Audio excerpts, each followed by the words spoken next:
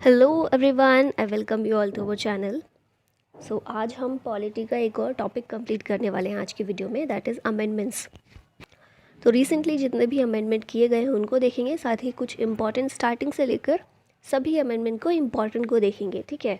और क्वेश्चन के थ्रू भी हम काफ़ी सारी चीज़ें कवर करेंगे, तो वीडियो एंड तक ज़रूर देखिएगा। स्टार्ट करते हैं। सबसे पहले कुछ की फैक्ट्स देखें कॉन्स्टिट्यूशन के बारे में। तो कॉन्स्टिट्यूशन कब अडॉप्ट किया गया था? 26 नवंबर 1949 को। कॉन्स्टिट्यूशन फोर्स में कब आया था? तो 26 जनवरी 1950। 26 जनवरी को ही हम गणतंत्र दिवस मनाते हैं और 26 नवंबर को हम संविधान दिवस मनाते हैं। फिर उसके बाद प्रियम्बल जो हमारी है, प्रस्तावना है, जो कॉन्स्टिट्यूशन में सबसे पहला पार्ट है। पार्ट इन द सेंस कि संविधान में सबसे पहली चीज़ जो मेंशन की हुई है वो प्रस्तावना है, राइट। तो प्रियम्बल कब पास की गई थी? 22 जनवरी 1947 को, 1947 को। फिर नेशनल फ्लैग हमारा ये अडॉप्ट किया गया था 22 जुलाई 1947 को। नेशनल सॉन्ग जो कि है वंदे मातरम, इसको अडॉप्ट किया गया था 24 जनवरी 1950 को। और नेशनल एंथम जो कि है जन गण मन, इसको अडॉप्ट किया गया था 24 जनवरी 1950। ठीक है, ये हो गई कुछ बेसिक चीज़ें। अब आगे चलते हैं, रिसेंट के अमेंडमेंट्स देखते हैं जो किए गए हैं। 5 अमेंडमेंट हैं जो बहुत इंपॉर्टेंट हैं और रिसेंटली किए गए हैं। सबसे पहले है 101 कॉन्स्टिट्यूशनल अमेंडमेंट एक्ट 2016 का है ये, और इसके थ्रू जीएसटी को शामिल किया गया था, जीएसटी को लागू किया गया था। नेक्स्ट हम बात करें 103 कॉन्स्टिट्यूशनल अमेंडमेंट एक्ट जो कि 2019 में आया था। 102 कहाँ गायब हो गया, तो उसके बारे में हम थोड़ी देर बाद बात करेंगे, ठीक है। तो 103 ये जो संवैधानिक संशोधन था, इसके थ्रू रिजर्वेशन दिया गया था फॉर इकोनॉमिकली वीकर सेक्शन को। जो हम अब EWS कोटा देखते हैं ना, वो शामिल किया गया था 103 संवैधानिक संशोधन के ज़रिए। इसके थ्रू क्या किया गया था? सेंट्रल गवर्नमेंट और प्राइवेट एजुकेशनल इंस्टीट्यूशन और साथ ही में सेंट्रल गवर्नमेंट की जो जॉब्स हैं उनमें 10% रिजर्वेशन टू EWS ये दिया गया है। किस कौन से अनुच्छेद को आधार बनाकर ये संशोधन किया गया था? तो ये है आर्टिकल 46। आर्टिकल 46 जो कि एक DPSP है, इसमें कहा गया है कि government should protect the educational and economic interest of weaker section. तो इस तरह से आर्टिकल 46 को आधार बनाकर ये जो संवैधानिक संशोधन है किया गया था। और कौन कौन से अनुच्छेद हैं जो ये शामिल करता है या इसके थ्रू संविधान में क्या शामिल किया गया है? तो ये ऐड करता है आर्टिकल 15 के अंदर क्लॉज 6 और आर्टिकल 16 का क्लॉज 6 ये ऐड करता है। आर्टिकल 15 का क्लॉज 6 ये एजुकेशन में रिजर्वेशन की बात करता है और 16 का क्लॉज 6 ये एम्प्लॉयमेंट में रिजर्वेशन की बात करता है, ठीक है। तो ये सभी इंपॉर्टेंट चीज़ें थी अबाउट 103 संवैधानिक संशोधन के बारे में। अभी आगे चलते हैं 104। तो 104th कॉन्स्टिट्यूशनल अमेंडमेंट एक्ट ये 2019 का है, ठीक है। इसके थ्रू क्या किया गया था? तो इसके थ्रू लोकसभा और स्टेट लेजिस्लेटिव असेंबली में SC/STs के लिए जो रिजर्वेशन दिया जाता है उसको 10 सालों के लिए एक्सटेंड कर दिया गया था, 10 सालों के लिए और बढ़ा दिया गया था। अब कब तक बढ़ाया गया है? तो 25 जनवरी 2030 तक ये बढ़ा दिया गया है। और साथ ही में एक और चीज़ की गई है, जो एंग्लो इंडियन को रिजर्वेशन दिया जाता था लोकसभा में, उसको अबॉलिश कर दिया गया, उसको ख़त्म कर दिया गया है। और अगर बात करें कि reservation for SC/STs in Lok Sabha and state legislative assembly ये कौन से आर्टिकल के अंदर है? तो 334 का क्लॉज A, ठीक है। अभी ये चीज़ें जो ये सारे दिए गए हैं ना, बस एक बार इनको देख लीजिए, बहुत ज़्यादा इंपॉर्टेंट नहीं है। ये जो एक्सटेंशन है ना अगले 10 सालों के लिए, ये इतने सारे जो अमेंडमेंट्स आए हैं इनके ज़रिए एक्सटेंशन होता रहा है। सबसे पहले 8वां जो संशोधन हुआ था, 8th अमेंडमेंट 1959 में, उसके थ्रू एक्सटेंड किया गया था 10 सालों के लिए। फिर 23rd अमेंडमेंट 1969 का, 45th अमेंडमेंट 1979 का, 62nd अमेंडमेंट 1989 का, 79th अमेंडमेंट 1999 का और 95th अमेंडमेंट 2009 का। और 2009 के बाद अब 2019 में 104th अमेंडमेंट। ये सारे संशोधन हुए हैं अगले 10-10 सालों के लिए SC/STs के लिए रिजर्वेशन बढ़ाने के लिए in Lok Sabha and state legislative assembly, ठीक है। ये सभी याद रखने इतने इंपॉर्टेंट नहीं है, बस मैंने मेंशन कर दिया है कि आपको एक आइडिया होना चाहिए, ठीक है। अभी हम बात कर लेते हैं 102 और 105। ये दोनों एक साथ मैंने इसलिए रखे हैं क्योंकि ये दोनों ही एक दूसरे से कनेक्टेड हैं। तो 102 102 कॉन्स्टिट्यूशनल अमेंडमेंट एक्ट ये 2018 का है, ठीक है। और इसके ज़रिए क्या किया गया था, आर्टिकल 338 बी के अंतर्गत national commission for backward classes को शामिल किया गया था। और जैसे हमने लास्ट जो आर्टिकल्स की वीडियो की थी उसमें भी ये चीज़ मेंशन की थी मैंने, 338 जो है नेशनल कमीशन फॉर एससी है, 338 ए नेशनल कमीशन फॉर एसटी है और 338 बी अब ये हो गया है national commission for backward classes, ठीक है। तो इसको 102 संवैधानिक संशोधन एक्ट 2018 के ज़रिए शामिल किया गया है। और 105वां संवैधानिक संशोधन एक्ट 2021 में आया था। ये क्या करता है, तो ये कुछ प्रोविज़न जो 102 में शामिल किए गए थे, 102 संशोधन में, उसको अमेंड करता है। कैसे अमेंड करता है कि बैकवर्ड क्लासेस जो इनके लिए नेशनल कमीशन बनाया गया है ना, अभी लिस्ट भी एक ज़रूरी है, स्टेट लिस्ट होती है सभी की कि कौन बैकवर्ड क्लासेस की कैटेगरी में आते हैं। तो ये जो लिस्ट मेंटेन करनी होती है ना, पहले क्या होता था कि सिर्फ प्रेसिडेंट ये लिस्ट को मेंटेन कर सकता था गवर्नर से डिस्कस करके, लेकिन ये जो 105वां संवैधानिक संशोधन किया गया है इसके थ्रू स्टेट्स को ये पावर दे दी गई है कि वो अपनी state list of backward classes maintain कर सकते हैं, ठीक है। तो ये थोड़ा सा चेंज किया गया था। तो 102 और 105 ये हो गए हमारे रिसेंट अमेंडमेंट्स, इंपॉर्टेंट है, याद रखिएगा सभी। अब हम आ जाते हैं अपने क्वेश्चंस पर। तो पहला प्रश्न है हमारे सामने, संविधान का कौन सा भाग संविधान में संशोधन और उसकी प्रक्रिया से संबंधित है। तो क्योंकि हम संशोधनों की बात कर रहे हैं तो सबसे पहले जानना ज़रूरी है कि संविधान का कौन सा भाग है जो संशोधन की बात करता है। तो ये है पार्ट 20, और पार्ट 20 के अंतर्गत केवल एक आर्टिकल है जो कि है 368 368। ये बात करता है संविधान में संशोधन और उसकी प्रक्रिया की। नेक्स्ट पर आते हैं, भारत में प्रशासनिक न्यायाधिकरणों की स्थापना के लिए कौन सा संवैधानिक संशोधन प्रदान किया गया है। एडमिनिस्ट्रेटिव ट्रिब्यूनल्स के लिए कौन सा संशोधन किया गया था, तो ये था 42nd अमेंडमेंट, जिसके थ्रू एडमिनिस्ट्रेटिव ट्रिब्यूनल्स बनाए जा सकते हैं, ये कहा गया था, ठीक है। जीएसटी को किस संविधान संशोधन के ज़रिए शामिल किया गया था, तो हम देख चुके हैं 101, ऑप्शन नंबर ए इसका हो जाएगा करेक्ट। और फिर एक इम्पॉर्टेंट चीज़ है कि कब फोर्स में आया था जीएसटी, 1 जुलाई 2017 को, डेट भी याद है तो आप याद रखिएगा। भारत में वस्तु और सेवा कर कब लागू किया गया था, तो हम देख ही लिया है हमने अभी, 1 जुलाई 2017 को लागू किया गया था। नेक्स्ट क्वेश्चन है, भारत के संविधान का 52वां संशोधन सबसे निकट किससे संबंधित है। तो ये जो 4 ऑप्शन दिए हैं इसमें सबसे निकट संबंधित है एंटी डिफेक्शन लॉ से। तो 52वां जो संविधान संशोधन है ये एंटी डिफेक्शन लॉ की बात करता है। और कब ये आया था, कब किया गया था, 1985 में, ठीक है। और ये जो संशोधन किया गया था इसके तहत संविधान में 10वीं अनुसूची जोड़ी गई थी, शेड्यूल 10 संविधान में ऐड किया गया था। 74वें संविधान संशोधन अधिनियम ने किस भाग को जोड़कर नगर पालिकाओं को संवैधानिक मान्यता प्रदान की। तो 73rd और 74th ये रिलेटेड हैं पंचायत और नगर पालिका से, राइट। तो इसके तहत पंचायत के लिए पार्ट 9 ऐड किया गया था और नगर पालिकाओं के लिए पार्ट 9A ऐड किया गया था। तो ऑप्शन हो जाएगा ए। निम्नलिखित में से किस संशोधन ने मतदान की आयु को 21 से घटाकर 18 वर्ष कर दिया। तो 21 से हटाकर 18 वर्ष वोटिंग एज जो है वो कम की गई थी 61st अमेंडमेंट के ज़रिए। और ये कब आया था, 1898 में। आप यहाँ डिस्क्रिप्शन में देख सकते हैं 61st कॉन्स्टिट्यूशनल अमेंडमेंट ये इनेक्ट किया गया था 1989 में। इसने वोटिंग एज को कम किया, 21 से 18 किया, और इस अमेंडमेंट के ज़रिए आर्टिकल 326 को अमेंड किया गया था। 324 जो है इलेक्शन कमीशन ऑफ इंडिया के बारे में है, राइट। और 326 हमारे वोटिंग राइट के बारे में बात करता है। निम्नलिखित में से कौन सा संवैधानिक संशोधन शिक्षा के अधिकार के लिए प्रदान करता है, बेसिकली शिक्षा का अधिकार प्रदान करता है। तो ये है 86th अमेंडमेंट। कब किया गया था अमेंडमेंट, 2002 में किया गया था। और इसने प्रोवाइड किया था right to education as a fundamental right in part 3 of the constitution. और ये जो संवैधानिक संशोधन हुआ था 86वां संवैधानिक संशोधन 2002, इसने संविधान के भाग 3 में आर्टिकल 21A को शामिल किया था, ठीक है, जो शिक्षा के अधिकार की बात करता है। अगला क्वेश्चन है, भारत के संविधान में सबसे लंबा संशोधन कौन सा था। तो ये हम सभी को पता है, इसे मिनी कॉन्स्टिट्यूशन के नाम से भी जाना जाता है।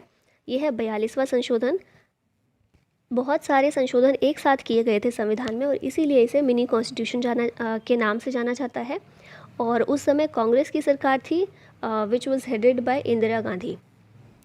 44वां संशोधन किस वर्ष पारित किया गया था? तो 42वां जो था वो 1976 में किया गया था, 1976 में। और 44वां उसी में कुछ सुधार, क्योंकि हमने देखा था बहुत सारे संशोधन किए गए थे 42वें संशोधन में।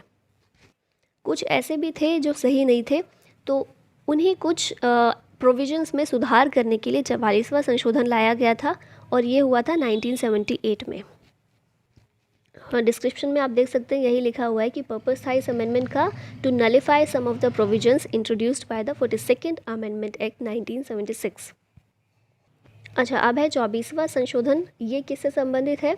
तो ये संबंधित है फंडामेंटल राइट से। और किस तरह से?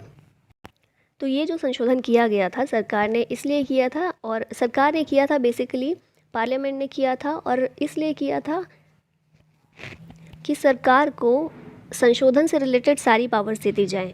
और इस संशोधन में कहा गया था कि पार्लियामेंट के पास असीमित शक्ति है कि वो किसी भी पार्ट को इंक्लूडिंग फंडामेंटल राइट्स अमेंड कर सकती है। अच्छा, अगर आप अलाउ करें तो इसके लिए भी एक स्टोरी के थ्रू आप इसको समझ सकते हैं। स्टोरी भी नहीं, पर नंबर ऑफ़ इवेंट्स हैं कि कैसे ये जो चीज़ें बिल्डअप हुई और इसके बाद हम आगे कहाँ पहुँचे। तो मैं वर्बली बता देती हूँ एक बार, जिन लोगों को सुनना है वो सुन सकते हैं, वरना आप स्किप कर सकते हैं ये वाला पार्ट। तो सबसे पहले आता है शंकरी प्रसाद केस 1951। आपने कुछ केसेस के बारे में सुना होगा जो इम्पॉर्टेंट है, जैसे कि गोलकनाथ केस है या केशवानंद भारती केस है। तो उसी क्रम में हम बात कर रहे हैं कि संसद के पास कितनी शक्ति है कि वो फंडामेंटल राइट्स को कहाँ तक अमेंड कर सकते हैं। तो सबसे पहले शंकरी प्रसाद केस आता है 1951 में। और 1950 में तो हमारा संविधान ही लागू हुआ था, राइट। 1951 में एक केस आता है। क्यों आता है? क्योंकि 1951 में ही एक अमेंडमेंट किया गया था, पहला संवैधानिक संशोधन, फर्स्ट अमेंडमेंट किया गया था। और इस अमेंडमेंट में क्या किया गया था कि संपत्ति का अधिकार जो हमारा है ना, उसमें कुछ कटौती कर दी गई थी। बेसिकली एक 9वीं अनुसूची बना दी गई और ये कहा गया कि इस अनुसूची में जो भी टॉपिक्स डाल दिए जाएंगे उन पर सुप्रीम कोर्ट भी कुछ बात नहीं कर सकती है, ठीक है, रिव्यू नहीं कर सकती है। और जो भी टॉपिक्स थे वो बेसिकली भूमि सुधार से रिलेटेड ही थे, ठीक है। तो इस तरह से संपत्ति के अधिकार में कुछ कटौती की गई थी इस संशोधन के ज़रिए। तो 1951 का ये जो शंकरी प्रसाद केस आया था, इसमें ये कहा गया, इस संशोधन को चुनौती दी गई और ये कहा गया कि क्या सरकार के पास या पार्लियामेंट के पास इतनी पावर है कि वो हमारे मौलिक अधिकारों में संशोधन कर सके या मौलिक अधिकारों में कटौती कर सके। तो इस केस में सुप्रीम कोर्ट का जो जजमेंट आया उसमें कहा गया कि संसद मौलिक अधिकारों में बदलाव कर सकती है, ठीक है। तो यहाँ पर मौलिक अधिकारों से ज़्यादा पावर दे दी गई संसद को। अब इसके बाद क्या होता है? फिर नेक्स्ट केस हमारे सामने आता है गोलकनाथ केस 1967 में। अब ये केस क्यों आता है? एक और संशोधन हुआ था, 17वां संशोधन 1964 में, ठीक है। अब इस संशोधन में क्या कहा गया? ये भी भू अधिग्रहण से संबंधित था कि अगर सरकार को पब्लिक इंफ्रा डेवलप करने के लिए या किसी भी काम के लिए अगर भूमि अधिग्रहण करना है, लैंड एक्विजिशन करना है, तो उसके लिए सरकार कैसे कर सकती है। और साथ ही में जो 9th जो हमने देखा था ना सूची थी, उसमें 44 और अधिनियम ऐड कर दिए गए। तो फिर से ये केस आया 1967 में गोलकनाथ केस के रूप में और फिर 17वें संशोधन को चुनौती दी गई। तो अब इस केस में जो सुप्रीम कोर्ट का जजमेंट आया वो ये था, शंकरी प्रसाद से चेंज था, ये था कि संसद ना तो अधिकारों में परिवर्तन कर सकती है और ना ही उन्हें वापस ले सकती है, ठीक है। तो अब संसद की शक्ति को बहुत सीमित कर दिया कि अधिकारों को परिवर्तित भी नहीं कर सकती और वापस भी नहीं ले सकती। अब इसके बाद क्या होता है? अब क्योंकि गवर्नमेंट की पावर तो सीमित हो गई है तो उन्हें वो पावर वापस चाहिए, और पावर वापस पाने का तरीका क्या होता है?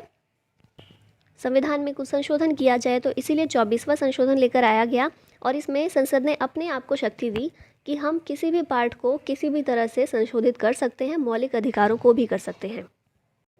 अब ये वाला तो हो गया, फिर से पार्लियामेंट के पास पावर आ गई। अब इसके बाद क्या होता है? केशवानंद भारती केस आता है 1973 में और इस वाले केस में ये जो 24वां संशोधन हुआ था इसको दी गई चुनौती। तो सुप्रीम कोर्ट ने क्या किया? इस बार अभी ये लगा कि हर बार ये तो यही होता रहेगा, हम कुछ और बोलेंगे, वो कुछ और फिर संशोधन कर देंगे। तो इसके लिए क्या किया गया, सुप्रीम कोर्ट ने कहा ये 24वां संशोधन जो किया है हम इसको नलीफाई नहीं करेंगे, ठीक है, ये बहाल रखा जाएगा।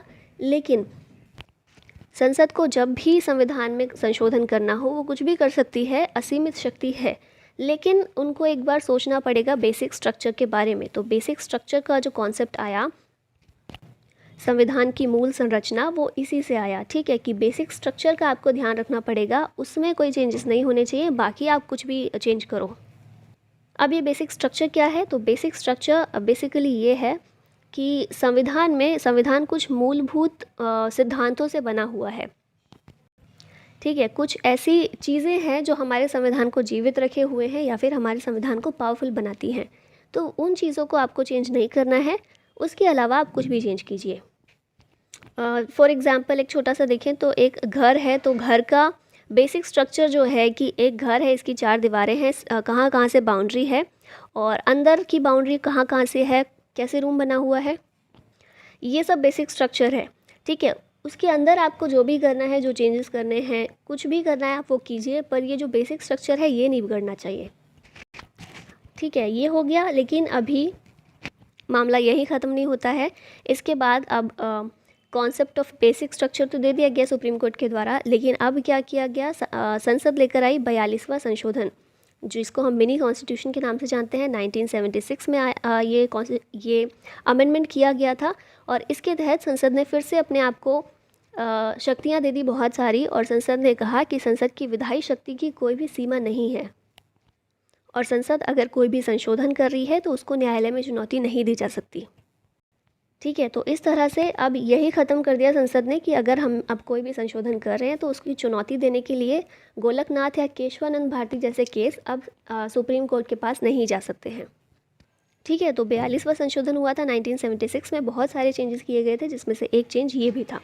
लेकिन इसके बाद फिर एक केस आता है, मिनर्वा मिल्स केस 1980 का, और इस केस में क्या किया सुप्रीम कोर्ट ने, 42वां संशोधन जो किया था संसद ने उसको अमान्य कर दिया, ठीक है, उसको नलीफाई कर दिया और ये कहा कि जो हमारा न्यायालय है उसको न्यायिक समीक्षा का अधिकार है। अगर कोई भी कानून ऐसा बनाया जा रहा है जो संविधान के अकॉर्डिंग नहीं है, लोगों के अकॉर्डिंग नहीं है, तो उसकी न्यायिक समीक्षा की जा सकती है और उसको फिर नलीफाई भी किया जा सकता है। लेकिन यहाँ पर भी सुप्रीम कोर्ट ने अपना बेसिक स्ट्रक्चर का जो फॉर्मूला था, जो कॉन्सेप्ट था, वो फिर से दोहराया और कहा कि आप कर सकते हैं कोई भी संशोधन, पर बेसिक स्ट्रक्चर का ध्यान रखिएगा।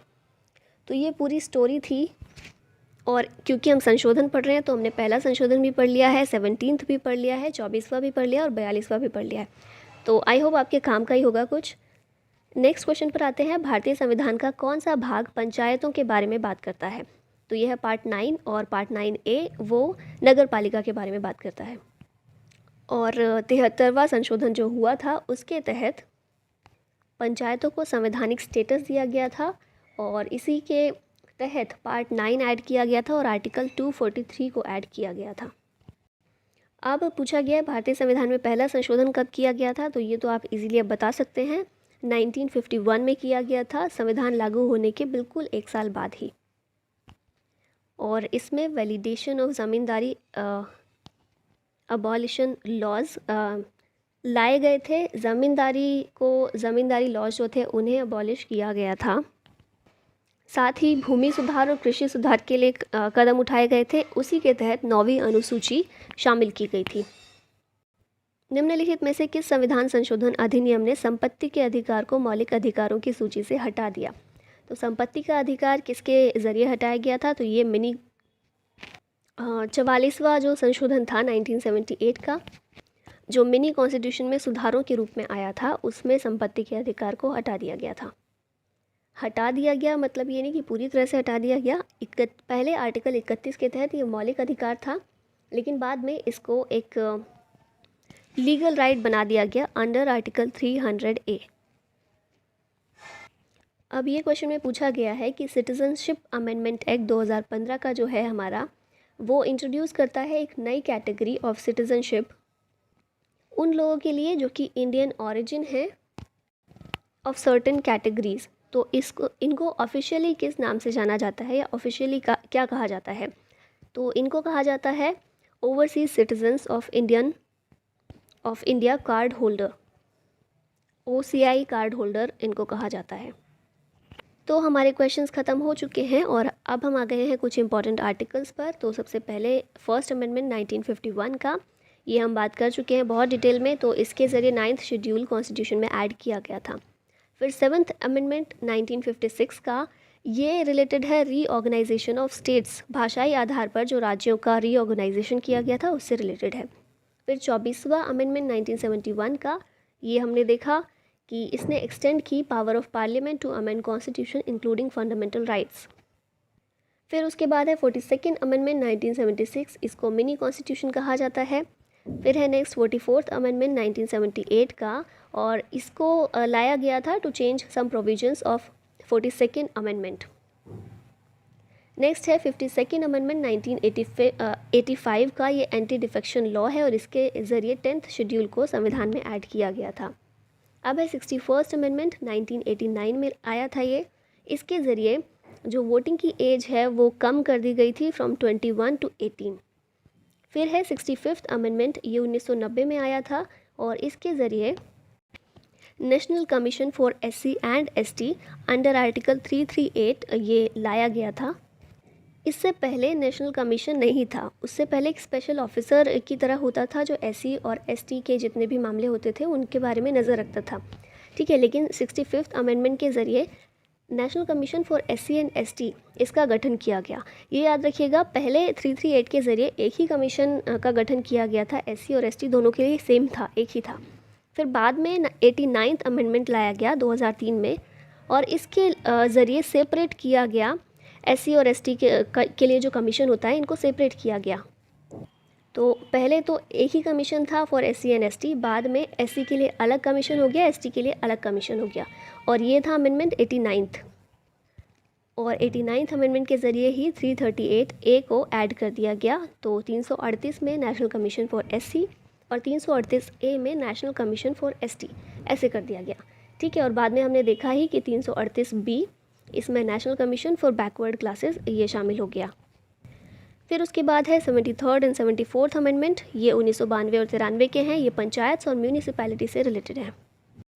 नेक्स्ट है 86th अमेंडमेंट 2002 का, ये राइट टू एजुकेशन प्रोवाइड करता है अंडर आर्टिकल 21A। नेक्स्ट देखिए 91st अमेंडमेंट 2003 का है ये अमेंडमेंट, इसमें कहा गया था कि लेजिस्लेचर में जितने भी मिनिस्टर्स होते हैं, जितने भी मेंबर्स होते हैं, उन मेंबर्स के सिर्फ 50% ही मिनिस्टर्स हो सकते हैं। सिर्फ दिल्ली की हम बात करें तो वहाँ 10% है, अदरवाइज़ 15% मिनिस्टर होने चाहिए, उससे ज़्यादा या कम नहीं। फिर है 97th अमेंडमेंट 2011 का, तो इसके ज़रिए कोऑपरेटिव सोसाइटीज़ को बनाने का अधिकार दिया गया था। कोऑपरेटिव सोसाइटी करके एक अलग पार्ट ऐड किया गया था, ये था पार्ट 9B। 9 जो है पंचायत के बारे में है, 9A नगर पालिका के बारे में है और 9B 97th अमेंडमेंट के ज़रिए इसको ऐड किया गया था कोऑपरेटिव सोसाइटीज़ के बारे में, और आर्टिकल 243 के अंदर ही आगे एक्सटेंड कर दिया गया था कोऑपरेटिव सोसाइटीज़ के लिए। और साथ ही एक और चीज़ की गई थी 19(1)(c), इसको ऐड किया गया था। 19 की हम बात करें तो फंडामेंटल राइट है ना, तो 19(1)(c) इसको ऐड किया गया था और कहा गया था कि कोऑपरेटिव सोसाइटीज़ फॉर्म करना हमारा फंडामेंटल राइट है। अब इसके बाद देखिए 99th अमेंडमेंट 2014 में ये किया गया था और इसके तहत NJAC national judicial appointments commission की स्थापना की गई थी। हालांकि क्योंकि ये संशोधन हुआ था तो हम बात कर रहे हैं, वरना क्या हुआ था 2015 में सर्वोच्च न्यायालय ने ये संशोधन को असंवैधानिक और रद्द कर दिया था।